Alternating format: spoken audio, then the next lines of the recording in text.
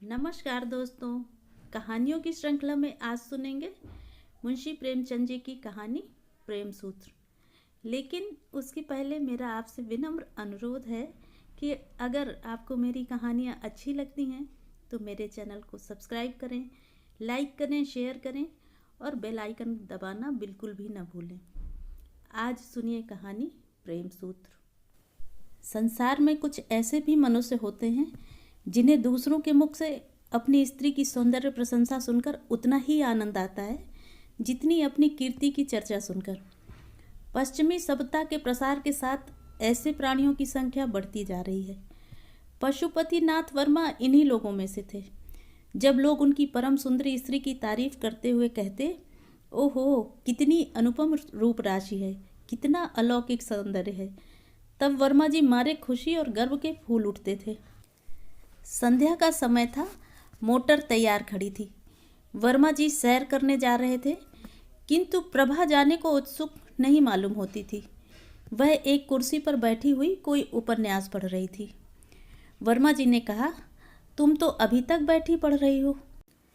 मेरा तो इस समय जाने को जी नहीं चाहता। नहीं प्रिय, इस समय तुम्हारा न चलना सितम हो जाएगा। मैं चाहता हूँ कि तुम्हारी इस मधुर छवि को घर से बाहर भी तो लोग देखें। जी नहीं, मुझे यह लालसा नहीं है। मेरे रूप की शोभा केवल तुम्हारे लिए है और तुम्ही को दिखाना चाहती हूँ। नहीं, मैं इतना स्वार्थांध नहीं हूँ। जब तुम सैर करने निकलो, मैं लोगों के मुंह से यह सुनना चाहता हूँ कि कितनी मनोहर छवि है, पशुपतिनाथ कितना भाग्यशाली पुरुष है। तुम चाहो, मैं नहीं चाहती, तो इसी बात पर आज मैं कहीं नहीं जाऊंगी। तुम भी मत जाओ, हम दोनों अपने ही बाग में टहलेंगे। तुम हौज के किनारे हरी घास पर लेट जाना, मैं तुम्हें वीणा बजाकर सुनाऊंगी, तुम्हारे लिए फूलों का हार बनाऊंगी, चांदनी में तुम्हारे साथ आंख में चौनी खेलूंगी। नहीं नहीं प्रभा, आज हमें अवश्य चलना पड़ेगा। तुम कृष्णा से आज मिलने का वादा कर आई हो। वह बैठी हमारा रास्ता देख रही होगी। हमारे न जाने से उसे कितना दुख होगा। हाय वही कृष्णा, बार बार वही कृष्णा। पति के मुख से नित्य यह नाम चिंगारी की भांति उड़कर प्रभा को जलाकर भस्म कर देता था। प्रभा को अब मालूम हुआ कि आज ये बाहर जाने के लिए क्यों इतने उत्सुक हैं। इसीलिए आज इन्होंने मुझसे केशों को संवारने के लिए इतना आग्रह किया था। वह सारी तैयारी उसी उल्टा कृष्णा से मिलने के लिए थी। उसने दृढ़ स्वर में कहा, तुम्हें जाना है तो जाओ, मैं नहीं जाऊंगी। वर्मा जी ने कहा, अच्छी बात है, मैं ही चला जाऊंगा। पशुपति के जाने के बाद कृष्णा को ऐसा जान पड़ा कि वह वाटिका उसे काटने को दौड़ रही है। ईर्ष्या की ज्वाला से उसका कोमल शरीर हृदय भस्म होने लगा। वे वहां कृष्णा के साथ बैठे विहार कर रहे होंगे, उसी नागिन सी केश वाली कृष्णा के साथ, जिसकी आंखों में घातक विष भरा हुआ है। मर्दों की बुद्धि क्यों इतनी स्थूल होती है? इन्हें कृष्णा की चटक मटक ने क्यों इतना मोहित कर लिया है? उसके मुख से मेरे पैर का तलवा कहीं सुंदर है। हाँ, मैं एक बच्चे की माँ हूँ और वह नवयौवना है। जरा देखना चाहिए उनमें क्या बातें हो रही हैं। यह सोचकर वह अपनी सास के पास आकर बोली, अम्मा इस समय अकेले जी घबराता है, चलिए कहीं घूम आवें। सास बहू पर प्राण देती थी, चलने को राजी हो गई। गाड़ी तैयार करके दोनों घूमने चली। प्रभा का श्रृंगार देखकर भ्रम हो सकता था कि वह बहुत प्रसन्न है, किंतु उसके अंतःतल में एक भीषण ज्वाला दहक रही थी।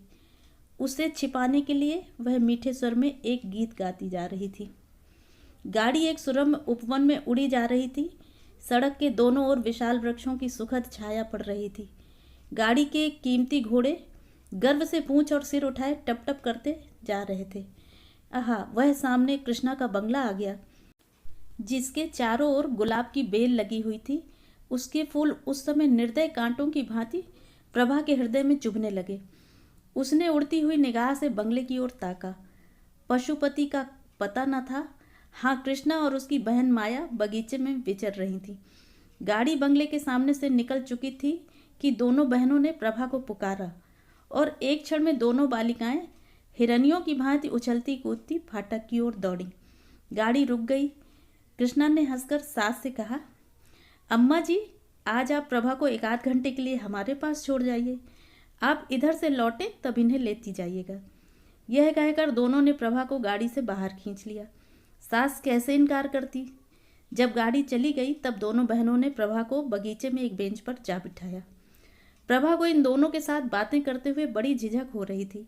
वह उनसे हंसकर बोलना चाहती थी, अपनी किसी बात से मन का भाव प्रकट नहीं करना चाहती थी, किंतु हृदय उनसे खिंचा ही रहा। कृष्णा ने प्रभा की साड़ी पर एक तीव्र दृष्टि डालकर कहा, बहन, क्या यह साड़ी अभी ली है? इसका गुलाबी रंग तो तुम पर नहीं खिलता, कोई और रंग क्यों नहीं लिया? प्रभा, उनकी पसंद है, मैं क्या करती। दोनों बहनें ठहाका मारकर हंस पड़ी। फिर माया ने कहा, उन महाशय की रुचि का क्या कहना, सारी दुनिया से निराली है। अभी इधर से गए हैं, सिर पर इससे भी अधिक लाल पगड़ी थी। सहसा पशुपति भी शहर से निकलता हुआ सामने से निकला। प्रभा को दोनों बहनों के साथ देखकर उसके जी में आया कि मोटर रोक ले। वह अकेले इन दोनों से मिलना शिष्टाचार के विरुद्ध समझता था, इसीलिए वह प्रभा को अपने साथ लाना चाहता था। जाते समय वह बहुत साहस करने पर भी मोटर से न उतर सका। प्रभा को वहां देखकर इस सुअवसर से लाभ उठाने की उसकी बड़ी इच्छा हुई, लेकिन दोनों बहनों की हास्य ध्वनि सुनकर वह संकोचवश न उतरा। थोड़ी देर तक तीनों रमणियां चुपचाप बैठी रहीं। तब कृष्णा बोली, पशुपति बाबू यहाँ आना चाहते हैं पर शर्म के मारे नहीं आए। मेरा विचार है कि संबंधियों को आपस में इतना संकोच न करना चाहिए। समाज का यह नियम कम से कम मुझे तो बुरा मालूम होता है। तुम्हारा क्या विचार है प्रभा? प्रभा ने व्यंग भाव से कहा, यह समाज का अन्याय है। प्रभा इस समय भूमि की ओर ताक रही थी, पर उसकी आंखों से ऐसा तिरस्कार निकल रहा था जिसने दोनों बहनों के परिहास को लज्जा सूचक मौन में परिणत कर दिया। उसकी आंखों से एक चिंगारी सी निकली जिसने दोनों युवतियों के आमोद प्रमोद और उस कुवृत्ति को जला डाला जो प्रभा के पति पारायण हृदय को बाणों से बेध रही थी, उस हृदय को जिसमें अपने पति के सिवा और किसी की जगह न थी। माया ने जब देखा कि प्रभा इस वक्त क्रोध से भरी बैठी है, तब बेंच से उठ खड़ी हुई और बोली, आओ बहन, जरा टहलें। यहाँ बैठे रहने से तो टहलना ही अच्छा है। प्रभा ज्यों की त्यों बैठी रही, पर वे दोनों बहनें बाग में टहलने लगीं। उस वक्त प्रभा का ध्यान उन दोनों के वस्त्राभूषण की ओर गया। माया बंगाल की गुलाबी रेशमी एक महीन साड़ी पहने हुए थी, जिसमें न जाने कितनी चुन्नटें पड़ी हुई थीं। उसके हाथ में एक रेशमी छतरी थी, जिसे उसने सूर्य की अमित किरणों से बचने के लिए खोल लिया था। कृष्णा के वस्त्र भी वैसे ही थे। हाँ, उसकी साड़ी पीले रंग की थी और उसके घूंघर वाले बाल साड़ी के नीचे से निकलकर माथे और गालों पर लहरा रहे थे। प्रभा ने एक ही निगाह से ताड़ लिया कि इन दोनों युवतियों में से किसी को उसके पति से प्रेम नहीं है। केवल आमोद लिप्सा के वशीभूत होकर यह स्वयं बदनाम होंगी और उसके सरल हृदय पति को भी बदनाम कर देंगी। उसने ठान लिया कि मैं अपने भ्रमर को इन विषाक्त पुष्पों से बचाऊंगी और चाहे जो कुछ हो उसे इनके ऊपर मंडराने न दूंगी, क्योंकि यहाँ केवल रूप और बास है, रस का नाम नहीं। प्रभा अपने घर लौटते ही उस कमरे में गई। उसकी लड़की शांति अपनी दाई की गोद में खेल रही थी। अपनी नन्ही जीती जाती गुड़िया की सूरत को देखते ही प्रभा की आंखें सजल हो आईं। उसने मातृ स्नेह से विभोर होकर बालिका को गोद में उठा लिया, मानो किसी भयंकर पशु से उसकी रक्षा कर रही है। उस दुस्सह वेदना की दशा में उसके मुंह से यह शब्द निकल गए, बच्ची, तेरे बाप को लोग तुझसे छीनना चाहते हैं। हाय, तू क्या अनाथ हो जाएगी? नहीं नहीं, अगर मेरा बस चला तो मैं इन निर्बल हाथों से उन्हें बचाऊंगी। आज से प्रभा विषादमय भावनाओं में मग्न रहने लगी। आने वाली विपत्ति की कल्पना करके कभी कभी भयातुर होकर चिल्ला पड़ती। उसकी आंखों में उस विपत्ति की तस्वीर खींच जाती जो उसकी ओर कदम बढ़ाए चली आती थी। पर उस बालिका की तोतली बातें और उसकी आंखों की निशंक ज्योति प्रभा के विकल हृदय को शांत कर देती। वह लड़की को गोद में उठा लेती और वह मधुर हास्य छवि जो बालिका के पतले पतले गुलाबी होठों पर खेलती होती, प्रभा की सारी शंकाओं और बाधाओं को छिन्न भिन्न कर देती। उन विश्वास में नेत्रों में आशा का प्रकाश उसे आश्वस्त कर देता। माँ, अभागिनी प्रभा, तू क्या जानती है क्या होने वाला है? ग्रीष्मकाल की चांदनी रात थी। सप्तमी का चांद प्रकृति पर अपना मंद शीतल प्रकाश डाल रहा था। पशुपति मौलसिरी की एक डाली हाथ से पकड़े और तने से चिपटा हुआ माया के कमरे की ओर टकटकी लगाए ताक रहा था। कमरे का द्वार खुला था और शांत निशा में रेशमी साड़ियों की सरसराहट के साथ दो रमणियों की मधुर हास्य ध्वनि मिलकर पशुपति के कानों तक पहुँचते पहुँचते आकाश में विलीन हो जाती थी। एकाएक दोनों बहनें कमरे से निकली और उसी ओर चलीं जहाँ पशुपति खड़ा था। जब दोनों उस वृक्ष के पास पहुंची तब पशुपति की परछाई देखकर कृष्णा चौंक पड़ी और बोली, है बहन, यह क्या है? पशुपति वृक्ष के नीचे से आकर सामने खड़ा हो गया। कृष्णा उन्हें पहचान गई और कठोर स्वर में बोली, आप यहाँ क्या करते हैं? बतलाइए, यहाँ आपका क्या काम है? बोलिए, जल्दी जल्दी बोलिए। पशुपति की सिट्टी पिट्टी गुम हो गई। इस अवसर के लिए उसने जो प्रेम वाक्य रटे थे वे सब विस्मृत हो गए। सशंक होकर बोला, कुछ नहीं प्रिय, आज संध्या समय जब मैं आपके मकान के सामने से आ रहा था तब मैंने आपको अपनी बहन से कहते सुना कि आज रात को आप इस वृक्ष के नीचे बैठकर चांदनी का आनंद उठाएंगी। मैं भी आपसे कुछ कहने के लिए, आपके चरणों पर अपना समर्पित करने के लिए। यह सुनते ही कृष्णा की आंखों से चंचल ज्वाला सी निकली और उसके होठों पर व्यंग्यपूर्ण हास्य की झलक दिखाई दी। बोली, महाशय, आप तो आज एक विचित्र अभिनय करने लगे। कृपा करके पैरों पर से उठिए और जो कुछ कहना चाहते हो जल्द कह डालिए और जितने आंसू गिराने हो 1 सेकंड में गिरा दीजिए। मैं यहाँ रुक रुक कर और घिघिया घिघिया कर बातें करने वालों को पसंद नहीं करती। हाँ, और जरा बातें और रोना साथ साथ ना हो। कहिए, क्या कहना चाहते हैं? आप ना कहेंगे। लीजिए, समय बीत गया, मैं जाती हूँ। कृष्णा वहाँ से चल दी। माया भी उसके साथ ही चली गई। पशुपति एक क्षण तक वहाँ खड़ा रहा, फिर वह भी उसके पीछे पीछे चला। मानो वह सुई है जो चुंबक के आकर्षण से आप ही आप खींचा चला जाता है। सहसा कृष्णा रुक गई और बोली, सुनिए पशुपति बाबू, आज संध्या के समय प्रभा की बातों से मालूम हो गया कि उन्हें आपका और मेरा मिलना जुलना बिल्कुल नहीं भाता। पशुपति, प्रभा की तो आप चर्चा ही छोड़ दीजिए। कृष्णा, क्यों छोड़ दूं? क्या वह आपकी स्त्री नहीं है? आप इस समय उसे घर में अकेली छोड़कर मुझसे क्या कहने के लिए आए हैं? यही कि उसकी चर्चा ना करूं? पशुपति, जी नहीं, यह कहने के लिए कि अब वह बिरहाग्नि सही नहीं जाती। कृष्णा ने ठहाका मारकर कहा, आप तो इस कला में बहुत निपुण जान पड़ते हैं। प्रेम, समर्पण, बिरहाग्नि, यह शब्द आपने कहाँ से सीखे? पशुपति, कृष्णा, मुझे तुमसे इतना प्रेम है कि मैं पागल हो गया हूँ। कृष्णा, तुम्हें प्रभा से क्यों प्रेम नहीं है? पशुपति, मैं तो तुम्हारा उपासक हूँ। कृष्णा, लेकिन यह क्यों भूले जाते हो कि तुम प्रभा के स्वामी हो? पशुपति, तुम्हारा तो दास हूँ। कृष्णा, मैं ऐसी बातें नहीं सुनना चाहती। पशुपति, तुम्हें मेरी एक एक बात सुननी पड़ेगी। तुम जो चाहो वह करने को मैं तैयार हूँ। कृष्णा, अगर यह बातें कहीं वह सुन ले तो? पशुपति, सुन ले तो सुन ले, मैं हर बात के लिए तैयार हूँ।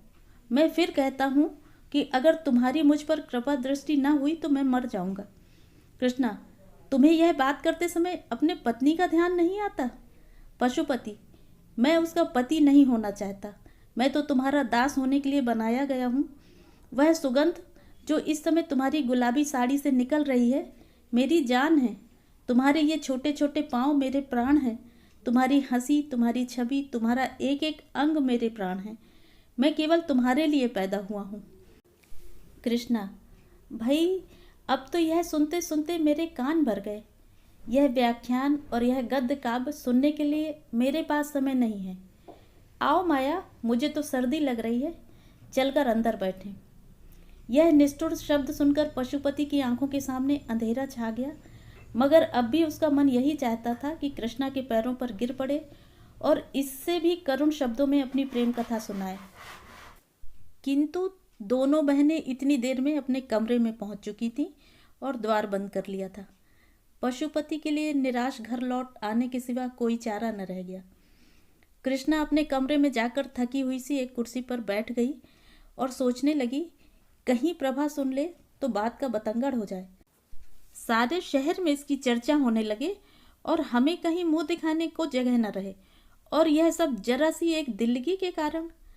पर पशुपति का प्रेम सच्चा है, इसमें संदेह नहीं। वह जो कुछ कहता है अंतःकरण से कहता है। अगर मैं इस वक्त जरा सा संकेत दे दूं तो वह प्रभा को भी छोड़ देगा। अपने आपे में नहीं है, जो कुछ कहूं वह करने को तैयार है। लेकिन नहीं प्रभा, डरो मत, मैं तुम्हारा सर्वनाश नहीं करूंगी। तुम मुझसे बहुत नीचे हो। यह मेरे अनुपम सौंदर्य के लिए गौरव की बात नहीं कि तुम जैसी रूप विहीना से बाजी मार ले जाऊं। अभागे पशुपति, तुम्हारे भाग में जो लिखा था वह हो चुका। तुम्हारे ऊपर मुझे दया आती है। एक खत हाथ पड़ चुका था। यह दूसरा पत्र था जो प्रभा को पतिदेव के कोट की जेब में मिला। कैसा पत्र था! आह, इसे पढ़ते ही प्रभा की देह में एक ज्वाला सी उठने लगी। तो यूं कहिए कि ये अब कृष्णा के हो चुके, और अब इसमें कोई संदेह नहीं। अब मेरे जीवन को धिक्कार है। जब कोई सुख ही न रहा तो क्यों न इस बोझ को उतार कर फेंक दूं। वही पशुपति जिसे कविता में लेश मात्र भी रुचि न थी, अब कवि हो गया था और कृष्णा को छंदों में पत्र लिखता था। प्रभा ने अपने स्वामी को उधर से हटाने के लिए सब कुछ किया जो उससे हो सकता था, पर प्रेम का प्रवाह उसके रोके न रुका, और आज उस प्रवाह तक उसके जीवन की नौका निराधार बही चली जा रही है। इसमें संदेह नहीं कि प्रभा को अपने पति से सच्चा प्रेम था, लेकिन आत्मसमर्पण की तुष्टि आत्मसमर्पण से ही होती है। वह उपेक्षा और निष्ठुरता को सहन नहीं कर सकता। प्रभा के मन में विद्रोह का भाव जागृत होने लगा। उसका आत्माभिमान जाता रहा। उसके मन में न जाने कितने भीषण संकल्प होते, किंतु अपनी असमर्थता और दीनता पर आप ही आप रोने लगती। आह, उसका सर्वस्व उससे छीन लिया गया, और अब संसार में उसका कोई मित्र नहीं, कोई साथी नहीं। पशुपति आजकल नित्य बनाव संवार में मग्न रहता, नित्य नए नए सूट बदलता। उसे आईने के सामने अपने बालों को संवारते देखकर प्रभा की आंखों से आंसू बहने लगते। यह सारी तैयारी उसी दुष्ट के लिए हो रही है। यह चिंता जहरीले सांप की भांति उसे डस लेती थी। वह अब अपने पति की प्रत्येक बात, प्रत्येक गति को सूक्ष्म दृष्टि से देखती। कितनी ही बातें जिन पर वह पहले ध्यान भी न देती थी, अब रहस्य से भरी हुई जान पड़ती। वह रात को न सोती, कभी पशुपति की जेब टटोलती, कभी उसकी मेज पर रखे हुए पत्रों को पढ़ती। इसी टोह में वह दिन रात पड़ी रहती। वह सोचने लगी, मैं क्या प्रेम वंचिता बनी बैठी रहूं? क्या मैं प्राणेश्वरी नहीं बन सकती?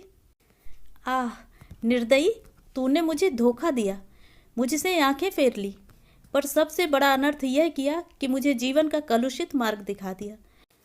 मैं भी विश्वासघात करके तुझे धोखा देकर क्या कलुषित प्रेम का आनंद नहीं उठा सकती?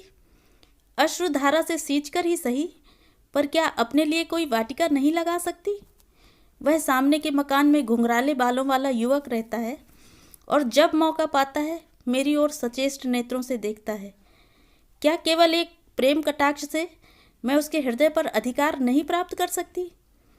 अगर मैं इस भांति निष्ठुरता का बदला लूं तो क्या अनुचित होगा? आखिर मैंने अपना जीवन अपने पति को किस लिए सौंपा था? इसीलिए तो कि सुख से जीवन व्यतीत करूं। मगर आह, वे सारी अभिलाषाएं धूल में मिल गईं। अब मेरे लिए क्या रह गया है? आज यदि मैं मर जाऊं तो कौन रोएगा? नहीं, घी के चिराग जलाए जाएंगे। कृष्णा हंसकर कहेगी, अब बस हम हैं और तुम, हमारे बीच में कोई बाधा नहीं, कोई कंटक नहीं। आखिर प्रभा इन कलुषित भावनाओं के प्रवाह में बह चली। उसके हृदय में रातों को निद्रा और आशाविहीन रातों को बड़े प्रबल वेग से यह तूफान उठने लगा। प्रेम तो अब किसी अन्य पुरुषज्ञ के साथ कर सकती थी। यह व्यापार तो जीवन में केवल एक ही बार होता है, लेकिन वह प्राणेश्वरी अवश्य बन सकती थी, और उसके लिए एक मधुर मुस्कान, एक बाकी निगाह काफ़ी थी। और जब वह किसी की प्रेमिका हो जाएगी तो यह विचार कि मैंने पति से उसकी बेवफाई का बदला ले लिया है, कितना आनंदप्रद होगा। तब वह उसके मुख की ओर कितने गर्व, कितने संतोष, कितने उल्लास से देखेगी। संध्या का समय था। पशुपति सैर करने गया था। प्रभा कोठे पर चढ़ गई और सामने वाले मकान की ओर देखा। घुंघराले बालों वाला वह युवक उसके कोठे की ओर ताक रहा था। प्रभा ने आज पहली बार उस युवक की ओर मुस्कुराकर देखा। युवक भी मुस्कुराया और अपनी गर्दन झुकाकर मानो यह संकेत किया कि आपकी प्रेम दृष्टि का भिखारी हूँ। प्रभा ने गर्व से भरी हुई दृष्टि इधर उधर दौड़ाई, मानो वह पशुपति से कहना चाहती थी, तुम उस उल्टा के पैरों में पड़ते हो और समझते हो कि मेरे हृदय को चोट नहीं लगती। लो, तुम भी देखो और अपने हृदय पर चोट न लगने दो। तुम उसे प्यार करो, मैं भी इससे हंसूं बोलूं। क्यों, यह अच्छा नहीं लगता? इस दृश्य को शांत चित्त से नहीं देख सकते? क्यों रक्त खौलने लगता है? मैं वही तो कह रही हूँ जो तुम कर रहे हो। आह, यदि पशुपति को ज्ञात हो जाता कि मेरी निष्ठुरता ने इस सती के हृदय की कितनी काया पलट कर दी है, तो क्या उसे अपने कृत्य पर पश्चाताप न होता? क्या वह अपने किए पर लज्जित न होता? प्रभा ने उस युवक से इशारे में कहा, आज हम और तुम पूर्व वाले मैदान में मिलेंगे, और कोठे के नीचे उतर आई।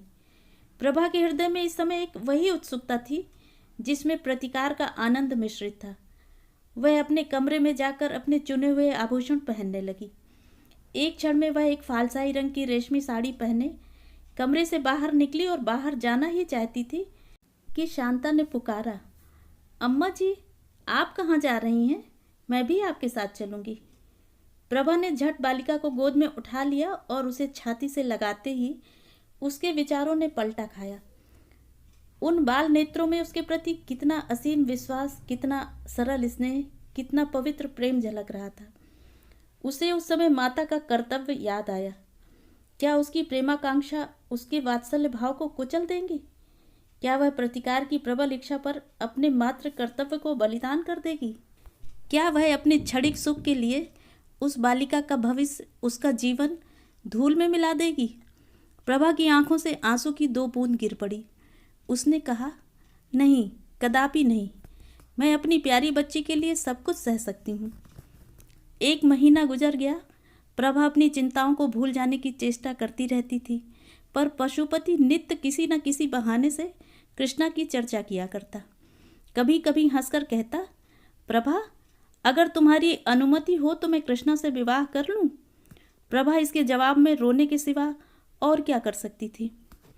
आखिर एक दिन पशुपति ने उससे विनयपूर्ण शब्दों में कहा, क्या कहूँ प्रभा, उस रमणी की छवि मेरे आंखों से उतरती ही नहीं। उसने मुझे कहीं का नहीं रखा। यह कहकर उसने कई बार अपना माथा ठोका। प्रभा का हृदय करुणा से द्रवित हो गया। उसकी दशा उस रोगी की सी थी जो यह जानता हो कि मौत उसके सिर पर खेल रही है, फिर भी उसकी जीवन लालसा दिन प्रतिदिन बढ़ती जाती हो।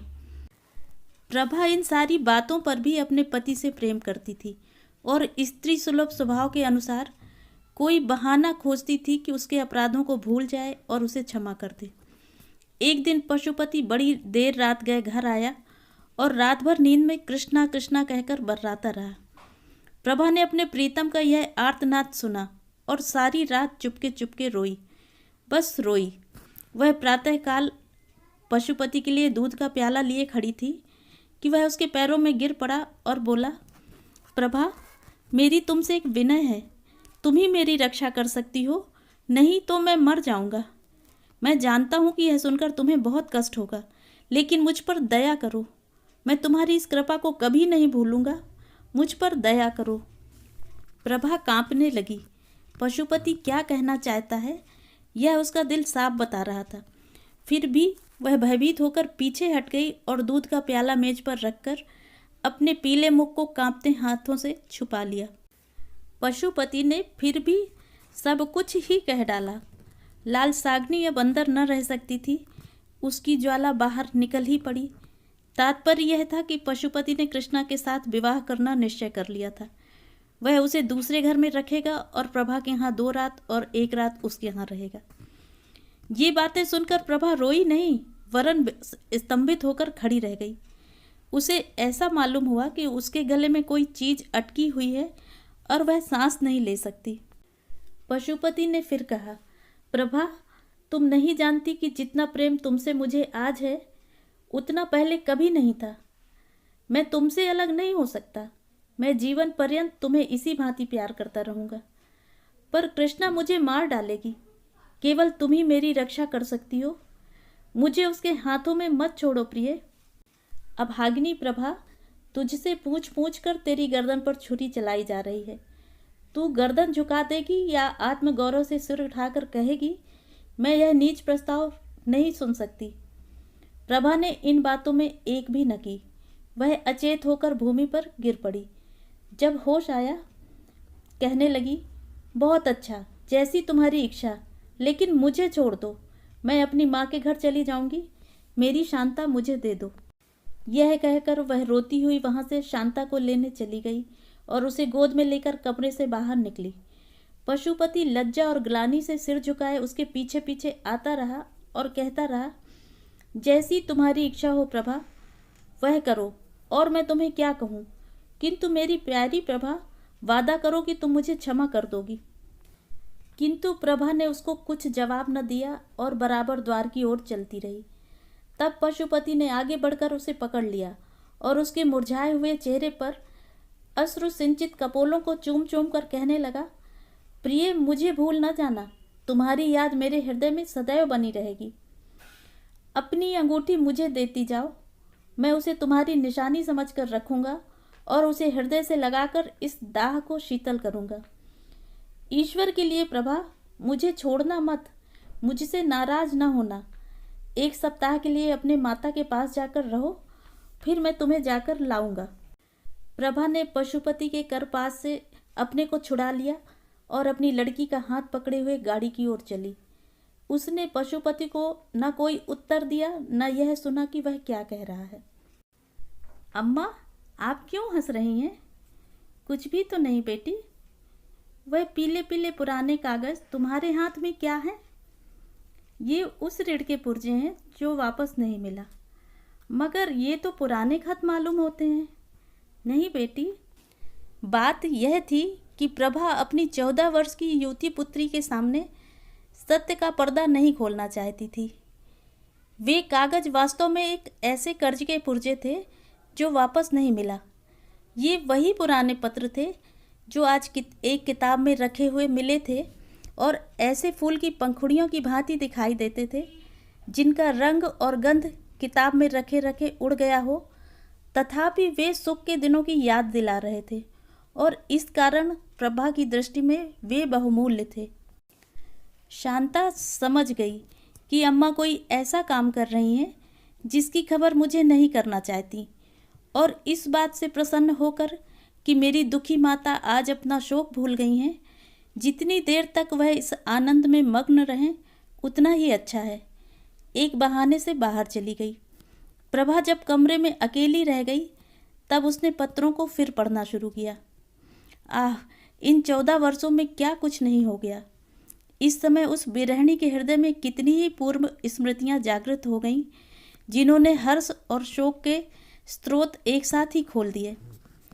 प्रभा के चले जाने के बाद पशुपति ने बहुत चाहा कि कृष्णा से उसका विवाह हो जाए, पर वह राजी न हुई।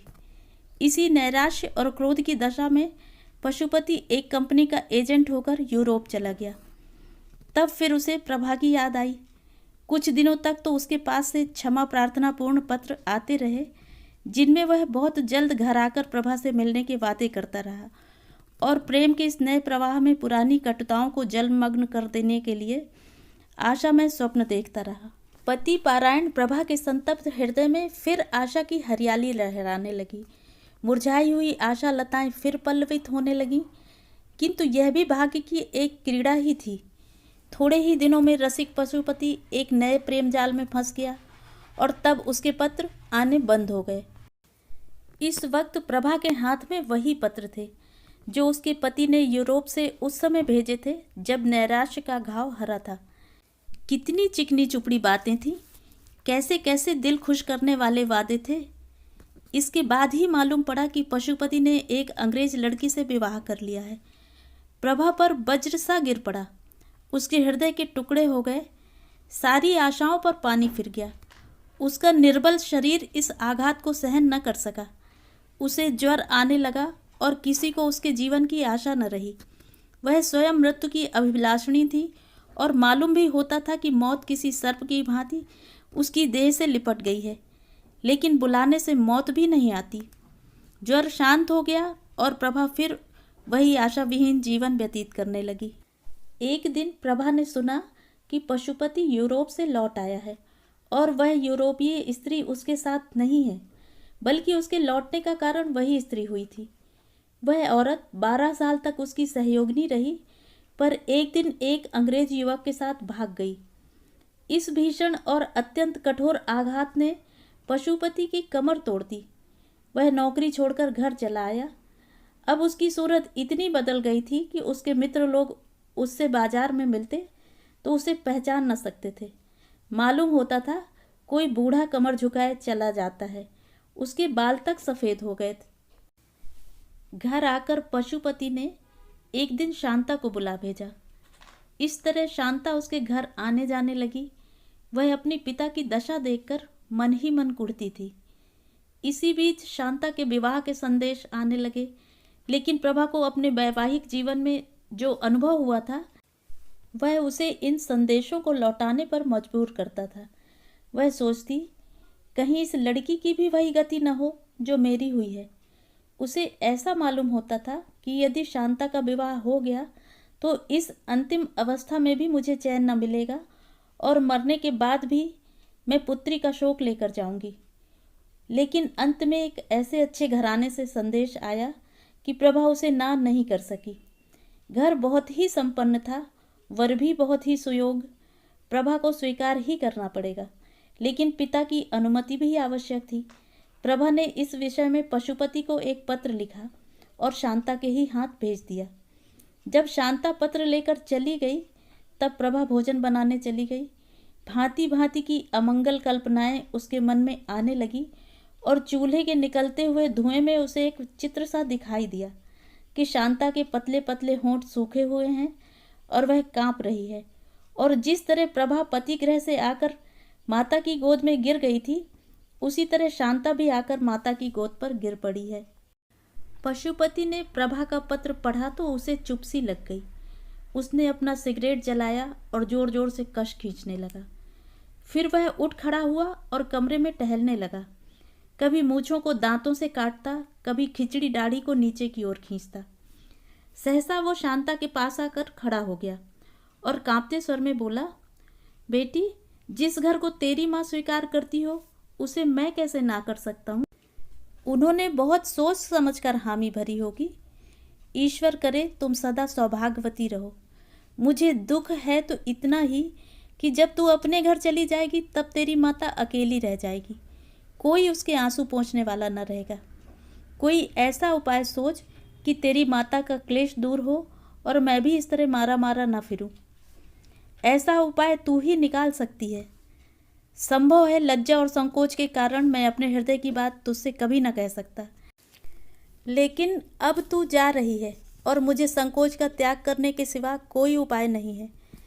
तेरी माँ तुझे बहुत प्यार करती है और तेरा अनुरोध कभी न टालेगी। मेरी दशा जो तू अपनी आँखों से देख रही है, यही उनसे कह देना। जा, तेरा सौभाग्य अमर रहे। शांता रोती हुई पिता की छाती से लिपट गई और यह समय से पहले बूढ़ा हो जाने वाला मनुष्य अपनी दुर्वासनाओं का दंड भोगने के बाद पश्चाताप और ग्लानि के आंसू बहा बहाकर शांता की केश राशि को भिगोने लगा। पति परायणा प्रभा क्या शांता का अनुरोध टाल सकती थी? इस प्रेम सूत्र ने दोनों भग्न हृदयों को सदैव के लिए मिला दिया। तो ये थी कहानी।